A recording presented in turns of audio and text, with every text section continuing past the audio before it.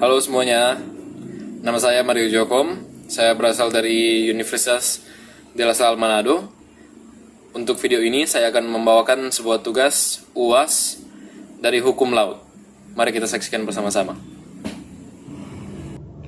Konflik Indonesia-Vietnam terancam terus berulang selama belum ada kesepakatan zona ekonomi eksklusif. Poin pertama, konflik di perairan Natuna berpotensi terus berulang selama Indonesia dan Vietnam tidak mencapai kesepakatan terkait batas zona ekonomi eksklusif. Ujar peneliti politik internasional dari Lembaga Ilmu Pengetahuan Indonesia. Lydia menyebut konflik di perairan Natuna terjadi karena terciptanya kesepakatan antara Indonesia dan Vietnam terkait ZEE di perairan itu. Lydia menyebut Kepulauan Natuna dianggap penting karena memiliki sumber daya minyak, gas alam, dan pasokan ikan. Poin kedua, karena ini kan ZEE, pastinya ada potensi ekonomi yang jadi pertimbangan utama ketika menentukan titik ZEE itu sendiri. Mungkin di situ alotnya proses diplomatik. Kata berikut, saya melihatnya bagaimana komitmen politik dari kedua negara untuk melanjutkan negosiasi dan menyelesaikannya. Kalau tidak, diselesaikan, persoalannya akan terus berlanjut. Di perairan Indonesia setidaknya terdapat 3 wilayah yang sangat rawan terhadap kegiatan illegal fishing. Ketiga perairan tersebut adalah perairan Natuna, perairan Arafuru, dan perairan Sulawesi Utara. Perairan Natuna memiliki wilayah yang paling sering terjadi kegiatan illegal fishing. Rentannya wilayah perairan tersebut akan kegiatan illegal fishing tidak terlepas dari potensi perikanan yang cukup besar yang terkandung di dalamnya. Hal ini dapat diketahui dari keputusan Menteri Kelautan dan Perikanan Republik Indonesia nomor 45 tahun 2011 tentang estimasi potensi sumber daya ikan di WPP RI yang menyatakan bahwa perairan di WPP 711 perairan Selat Karimata, Laut Natuna memiliki potensi sumber daya ikan terbesar yaitu 1059 ton atau per tahun. Yang berikut apa kasus terbaru yang terjadi? Yaitu 2 kapal pengawas milik pemerintah Vietnam dilaporkan menabrak lambung kapal TNI AL KRI Tejip Tadi 381 di Laut Natuna Utara. Wilayah yang diakui Indonesia sebagai ZEE Indonesia. Menurut keterangan TNI AL, kapal Indonesia ditabrak saat mencoba menghalau kapal ikan berbendera Vietnam yang diduga tengah mengambil ikan di perairan itu. Juru bicara Kementerian Luar Negeri Armanta Nasir mengatakan pemerintah Indonesia sudah menyampaikan protes kepada pemerintah Vietnam atas penyempretan kapal itu secara resmi. Kementerian Luar Negeri menunggu laporan lengkap dari Panglima TNI terkait kejadian tersebut, yang akan menjadi dasar bagi pemerintah Indonesia untuk menindaklanjuti masalah ini dengan pemerintah Vietnam, ujar Armata. Tak sampai di situ, Menteri Kelautan dan Perikanan Susi Pujiastuti mengatakan pemerintah akan menenggelamkan 51 kapal ikan asing atau KIA yang paling banyak berasal dari Vietnam. Berdasarkan data Kementerian Kelautan dan Perikanan KKP, kementerian itu telah menangkap 15 kapal Vietnam dan 14 kapal Malaysia di perairan Indonesia sejak awal tahun ini. Apa itu ZEE?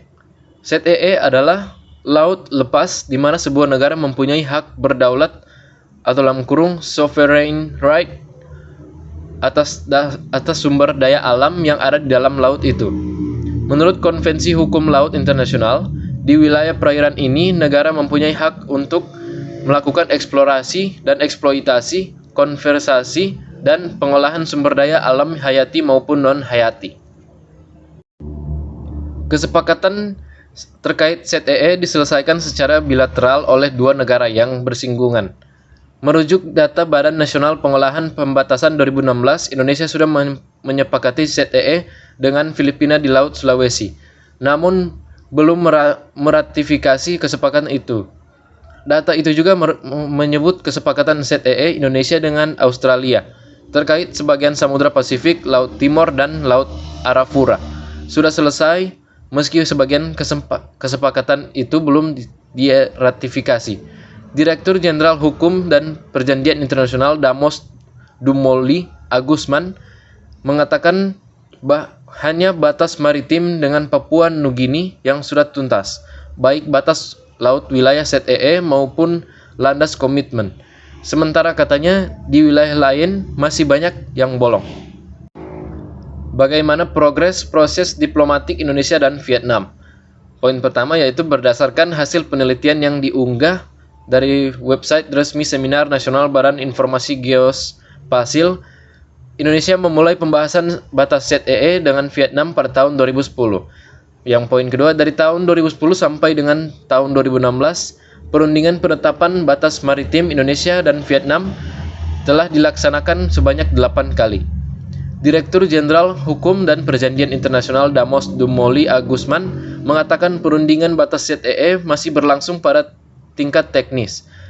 Kedua juru runding, kata Damos, sudah menyepakati beberapa prinsip, yakni pertama berbasis Konvensi Hukum Laut Internasional atau UNCLOS sejak 1982.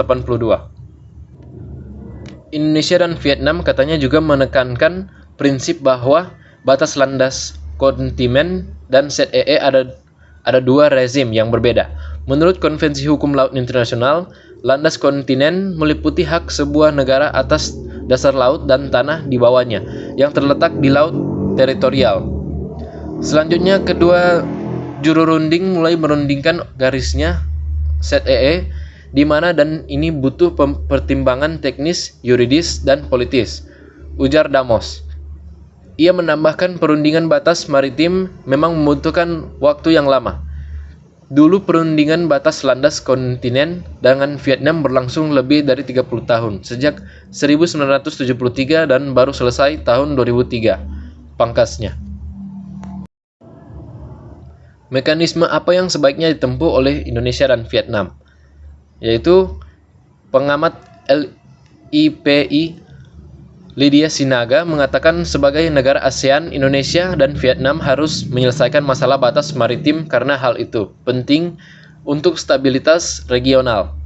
Ia menambahkan pemerintah Indonesia juga perlu memperkuat komitmen diplomasi maritim terkait hal ini, karena potensinya tidak hanya soal ekonomi, tapi juga ancaman maritim yang besar, ujarnya. Lydia menambahkan Kementerian Luar Negeri dan KKP perlu berjalan beriringan dalam menghadapi hal ini. Saat ini kebijakan KKP untuk menenggelamkan kapal asing, kata Lydia, cenderung membuat negara tetangga merasa tidak nyaman.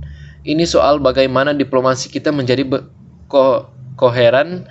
Apa yang dilakukan Kemenlu dan KKP bisa sejalan, katanya. Anggota Komisi 1 DPR RI Lena Mariana yang membawahi urusan pertahanan dan hubungan luar negeri mendesak pemerintah Indonesia dan Vietnam untuk segera merundingkan masalah ini.